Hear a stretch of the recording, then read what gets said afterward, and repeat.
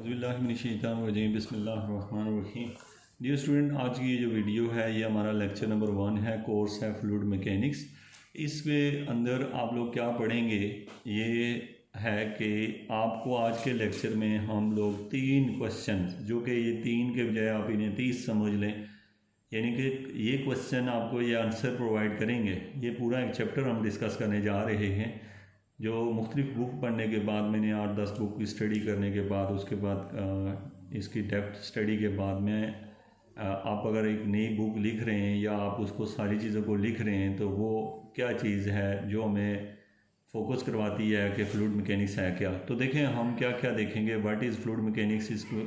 आज के क्वेश्चन होगा। Why we study fluid mechanics, हम पढ़ते क्यों हैं, और फिर इंपॉर्टेंस ऑफ फ्लूइड मैकेनिक्स, इसकी क्या अहमियत है। अगर हम कुछ स्टूडेंट हैं जैसे कि वो जब फ्लूइड मैकेनिक्स को पढ़ते हैं BS लेवल पे, FSC पे, 9th-10th लेवल पे भी मुख्तलिफ़ चीज़ें फ्लूइड मैकेनिक्स की पढ़ाई जाती हैं, फ़िज़िक्स के अंदर पढ़ाई जाती हैं। अब होता ये कि आपको जब ये पढ़ाई जा रही होती हैं तो इनकी अहमियत आप नहीं समझते या आप इनका प्रैक्टिकल लाइफ में इस्तेमाल नहीं जानते। दूसरे नंबर पे ये कि अगर हम इस कोर्स को ना पढ़ें और हायर लेवल पे जब हम जाते हैं तो हमारे पास कुछ ऑप्शन होते हैं रिसर्च के लिए, और हमें ये कहा जाता है कि फ़लाँ टॉपिक है, आप किस में रिसर्च करना चाहते हैं, कौन सी बुक के अंदर करना चाहते हैं। तो इसमें मैं आपको बताऊंगा कि फ्लूइड मैकेनिक्स को दूसरे सब्जेक्ट के साथ कंपेयर करके भी बताऊंगा। और इसमें ये है कि एक चीज़ है कि अगर आप छोटे क्लास के किसी के स्टूडेंट हैं, BS कर रहे हैं, या आप O लेवल या A लेवल के स्टूडेंट हैं, तो आप लोगों को ये पता होना चाहिए कि आपको किसी भी चीज़ की अहमियत का अगर पता उसको वक्त पे चलता है, जब उसको पढ़ना शुरू करते हैं तो वो ज़िंदगी में आपके काम आती है। और अगर आप उसका अगर पढ़ने के बाद उसका पता चले, जैसे आपने BS कर लिया, फ्लूइड मैकेनिक्स का कोर्स आपको मिला, आपने छोड़ दिया या आपने पढ़ लिया, लेकिन आपको बाद में पता चला कि ये कितना अहम था या हम क्यों पढ़ रहे थे, तो यकीनन आप लोग उस काम को कंप्लीट नहीं कर पाते। इसी तरीके से आपको पता है कुछ एग्ज़ाम होते हैं, जैसे आप लोग CSS कर रहे हैं या कोई भी आप इंटरनेशनल एग्ज़ाम किसी की भी किस्म का तैयार के आप कर रहे होते हैं, तो जब आप उसको 9th-10th क्लास से या BS लेवल से आपको पहले पता होता है कि हम किसके लिए प्रिपरेशन कर रहे होते हैं, तो उसमें आप लाजमी आपको सक्सेस मिलती है। और अगर आप बाद में शुरू करें तो वो सक्सेस के जो चांसेस होते हैं, मैं तो उसको ज़ीरो समझता हूँ, लेकिन 1-2% होते हैं कि बंदा कामयाब हो जाता है। और ख़ास करके जो CSS का एग्ज़ाम होता है, आप उसमें देखते हैं कि हज़ारों की तादाद में स्टूडेंट अपीयर होते हैं, लेकिन उनमें से कामयाब होने वाले स्टूडेंट की तादाद जो है वो चंद एक होती है। तो वो क्यों होती है?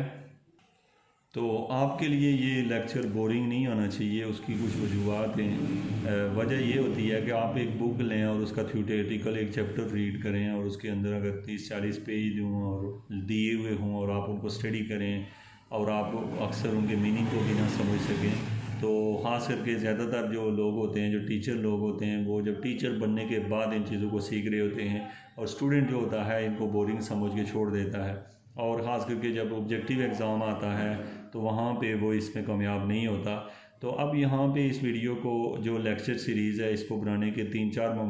मकसद है। नंबर 1, जो लोग जो उर्दू हिंदी स्पीकिंग लोग होते हैं उनको ये बात समझाना है, बावर करवाना कि जो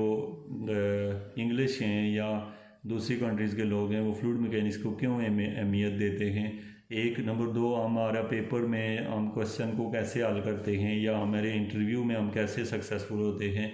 या इंजीनियरिंग की डिफरेंट फील्ड जो जिस चीज़ के अंदर हम फ्लूइड मैकेनिक्स को स्टडी करते हैं, तो वहाँ पे इसकी क्या अहमियत है।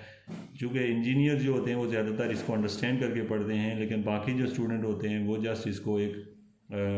फार्मूले समझ के इसको पढ़ना शुरू कर देते हैं। तो मैं आपको ये बताता चलूँ कि ये सबसे पहला है कि आप इसकी अहमियत समझने के बाद होप्स हो कि आप कोई एक चैप्टर लिखने के काबिल हो जाएंगे जिसके ऊपर आप लोगों को बता सकें कि फ्लूइड मैकेनिक्स की क्या अहमियत है। याद रखें कि सबसे पहला क्वेश्चन है व्हाट इज़ फ्लूइड मैकेनिक्स। उसके लिए ज़रूरी है कि फ्लूइड मैकेनिक्स में आपको पता हो कि फ्लूइड क्या होता है। बच्चों, फ्लूइड जो होता है उस चीज़ को कहते हैं जो फ्लो कर सके। जो अब फ्लो कैसे करता है, जो हम जब फ्लूइड को पढ़ते हैं तो जो चीज़ें हमारे जहन में होती हैं वो ये होती हैं कि जैसे कि आप देखते हैं कि यहाँ पे हमने एक गिलास पानी का फेंका फर्श के ऊपर, जो ही यहाँ पे पानी फेंका तो वो ऐसे फ़्लो करना शुरू हो गया। तो ऐसा सब्सटेंस जो फ़्लो कर सके उसको हम लोग फ्लूइड कहते हैं। अब ये फ़्लो करता क्यों है, अब इसकी ये वजह देखनी है कि क्या चीज़ होती है जिसकी वजह से फोर्स, कौन सी फोर्स होती है जो इसको क्योंकि हमने न्यूटन लॉ से ये पढ़ा हुआ है कि दुनिया में कोई भी चीज़ हरकत नहीं करती जब तक कि उसके ऊपर कोई एक्सटर्नल फोर्स न लगे। तो अब उसी क्वेश्चन का आंसर हम ढूंढेंगे यहाँ से कि कहाँ पे से ये फोर्स आई। हमने गिलास से पानी गिराया और ख़ुद ही गिलास जो है पानी मूव करना शुरू हो गया, तो वो कौन सी वजह है जिससे ये हरकत कर रहा है, न्यूटन लॉ के अगेंस्ट क्यों जा रहा है ये। तो हकीकत ये है कि ये न्यूटन लॉ के अगेंस्ट नहीं होता। बेसिकली जब आपने वाटर गिराया तो वो इधर भी और उधर भी फ़्लो करना शुरू कर देता है। उसकी रीज़न ये होती है कि उसके ऊपर सरफेस टेंशनल फोर्स लगती है। सरफेस टेंशन मीन कि उसके ऊपर एक ऐसे फोर्स लगती है टेंशनल। अच्छा, आपको फ्लूइड मैकेनिक्स के अंदर जब हम पढ़ते हैं तो ये हमने देखा कि एक टेंजेंशियल फोर्स लगती है। फोर्सें तो बहुत सारी लग रही होती हैं, कोई इधर से लग रही है, कोई उधर से, लेकिन उनमें से एक ऐसी होती है जो जिस तरह आप किसी का चीज़ को मतलब तलवार से किसी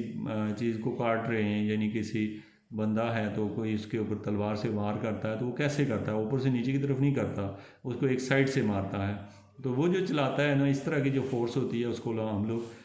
जो है ना शीयर स्ट्रेस का नाम देते हैं। शीयर स्ट्रेस की वजह से वो फ्लूइड जो होता है वो फ्लो करता है। अब हमारा क्वेश्चन यहाँ पे ये राइज होता है कि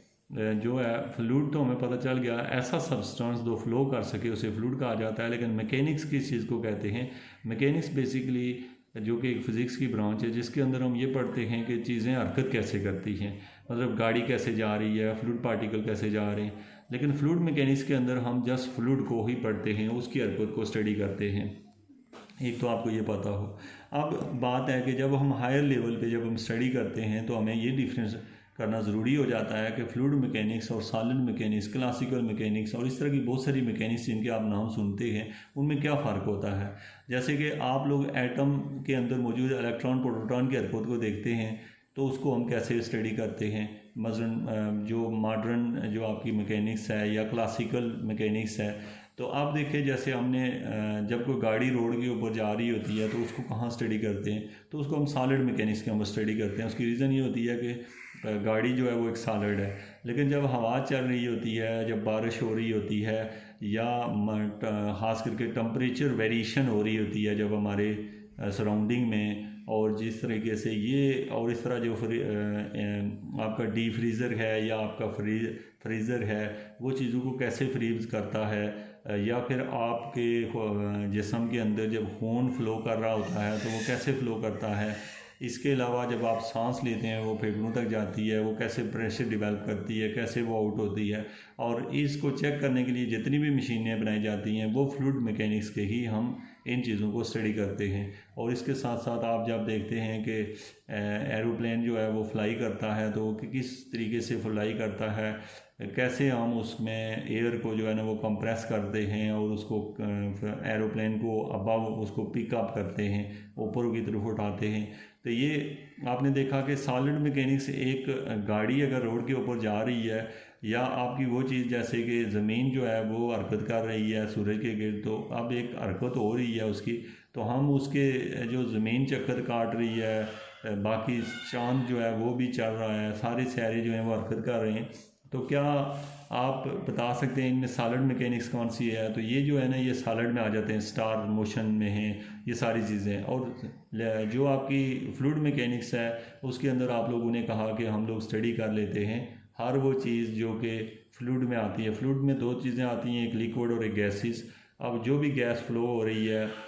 फ्लूइड फ्लो हो रहा है, वाटर फ्लो हो रहा है, ऑयल फ्लो हो रहा है, ज़मीन से हम तेल निकाल रहे होते हैं, इसके अलावा और भी बेशुमार चीज़ें जो हम लिक्विड फॉर्म में होती हैं जो फ्लो कर सकती हैं, उसको हम लोग फ्लूइड मैकेनिक्स के अंदर स्टडी करते हैं।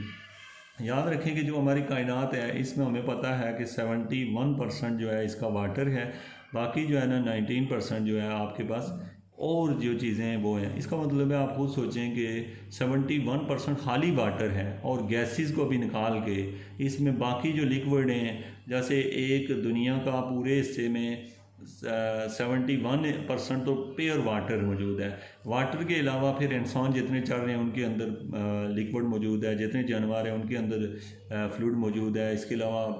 पौधों के अंदर फ्लूइड मौजूद है, गैसेस मौजूद हैं। इसका मतलब है कि आप खुद सोच लें कि हमारी कायनात में ज़्यादातर हिस्सा फ्लूइड का बना हुआ है। तो इसका मतलब है fluid mechanics is the vast field compare to the solid mechanics. दूसरे नंबर पे फ्लूइड मैकेनिक्स में ये होता है कि जो मोशन हो रही होती है पार्टिकल की वो डिफरेंट हो रही है। डिफरेंट मीन के आपके बहुत सारे पार्टिकल हैं। सॉलिड मैकेनिक्स में एक पार्टिकल जिस तरह की हरकत करता है दूसरा भी वैसे ही जा रहा होता है, लेकिन फ्लूइड मैकेनिक्स में ये होता है बहुत सारे पार्टिकल अपनी अपनी टाइप की हरकत कर रहे होते हैं। इसके अंदर इतनी ज़्यादा वेरिएशन आती है कि आप जितने भी कोर्सेज पढ़ रहे होते हैं, जैसे पार्शियल डिफरेंशियल इक्वेशन है, ऑर्डिनरी डिफरेंशियल इक्वेशंस हैं, आप जो टेंसर पढ़ते हैं और आप इस तरह की बहुत सारी चीज़ें जो आप लोग पढ़ रहे होते हैं कि वो सारी की सारी जो न्यूमेरिकल एनालिसिस आप पढ़ रहे होते हैं, ये सारी चीज़ें आपके लिए फ्लूइड मैकेनिक्स में सबसे ज़्यादा यूज़ होती हैं। दूसरे नंबर पे अगर आप लोग फ्लूइड मैकेनिक्स की स्टडी नहीं करते और आप लोगों ने सपोज़ के वो कोर्स आपको मिला आपने उसे छोड़ दिया, तो इसका आपको नुकसान ये होता है कि हकीकत ये है कि मैथमेटिक्स जो है वो बेसिकली डिवेल्प होता है नेचर से मैथमेटिक्स बनाया जाता है और फिर उसका सोल्यूशन निकाला जाता है और उससे मशीनें बनाई जाती हैं जो हमारे काम आती हैं, ठीक है, और चीज़ों की मेजरमेंट कर ली जाती है। तो ये सारी चीज़ें हम सबसे ज़्यादा हमारी ज़िंदगी में जो होता है फ्लूइड का असर होता है। यानी आप जब गाड़ी के ऊपर ट्रैवल करके जा रहे हैं तो आपने सॉलिड मैकेनिक्स के अंदर उसको पढ़ा, लेकिन उसको पढ़ना चूँकि एक पॉइंट ऑफ व्यू से है, लेकिन इंसान के जिस्म के अंदर जो खून फ्लो कर रहा है जब आप उसको पढ़ेंगे तो गाड़ी को पढ़ना थोड़ा आसान है, आप आराम से पढ़ लेंगे कि उसकी इतनी वेलोसिटी है, क्योंकि वो चीज़ें आपको अब फ्लूइड बॉडी के अंदर फ्लो कर रहा है और इस तरह आवाज़ चल रही है, उसमें हम हवाई जहाज़ को उड़ा रहे हैं, हम बहुत सारी ऐसी चीज़ें जो हैं उनको इम्पैक्ट से उसको वो कर रहे होते हैं। तो ये सारी चीज़ें जो होती हैं ये डिपेंड करती हैं किस चीज़ के ऊपर, फ्लूइड मैकेनिक्स पे। तो होप्स हो कि आपको ये समझ आई होगी कि होती तो सॉलिड मैकेनिक्स बहुत इंपॉर्टेंट कोर्स है, इसके साथ फ्लूइड मैकेनिक्स, लेकिन फ्लूइड मैकेनिक्स की ज़्यादा अहमियत है as compare to solid mechanics, इसलिए कि फ्लूइड मैकेनिक्स को स्टडी करना ज़्यादा आसान है सॉलिड की निस्बत, जिसकी वजह से जो साइंटिस्ट हैं जो सॉलिड मैकेनिक्स में वर्क कर रहे होते हैं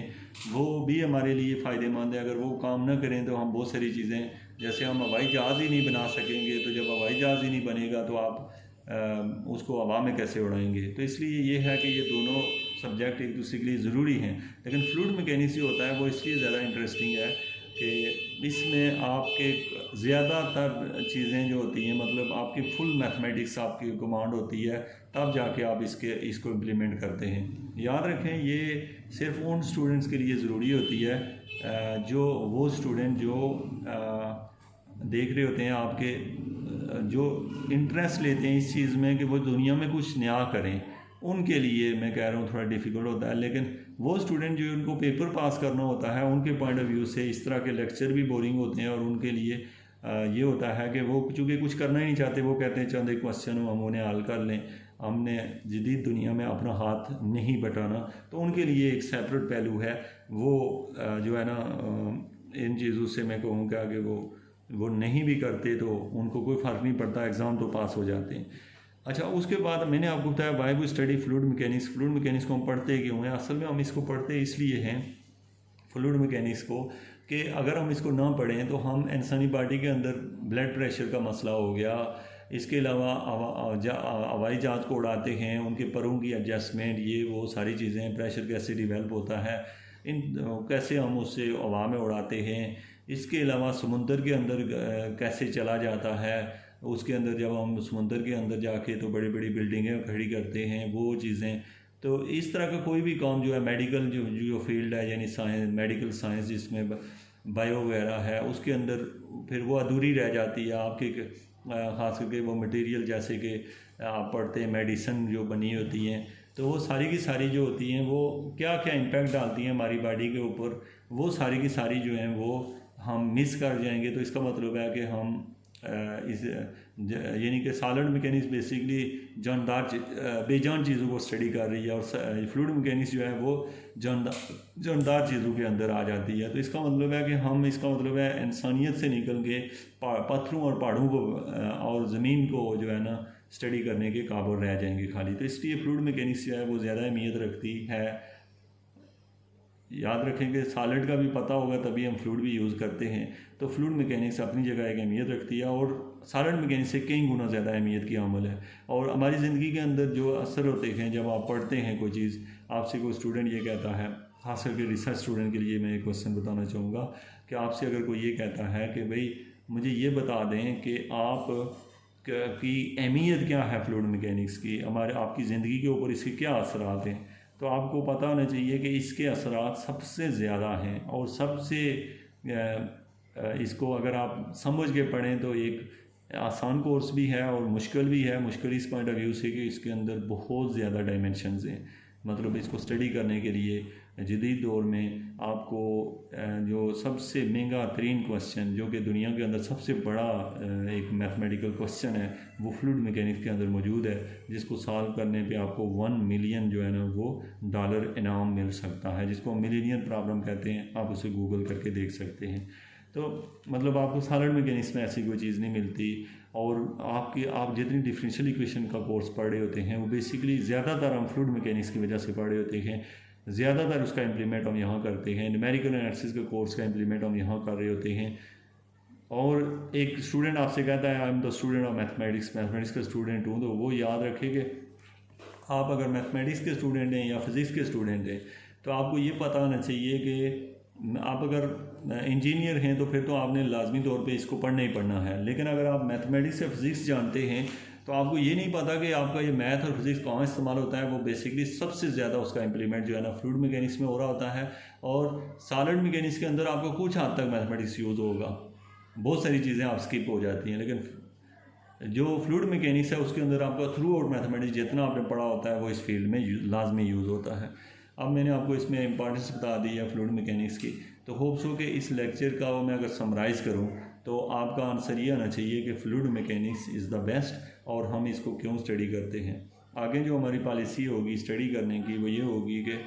हम देखेंगे कि इसकी फ्लूइड मैकेनिक्स की जब हम स्टडी करते हैं तो कौन से फिज़िकल कंपोनेंट हैं। जैसे कि आप एक घर बना रहे हैं तो घर बनाने के लिए आपको ईंटें, दरवाजे और सरिया और सीमेंट चाहिए और फिर उसको रंग करना चाहिए। तो इस तरह के पहले कंपोनेंट हमने लेने हैं जिनसे हमने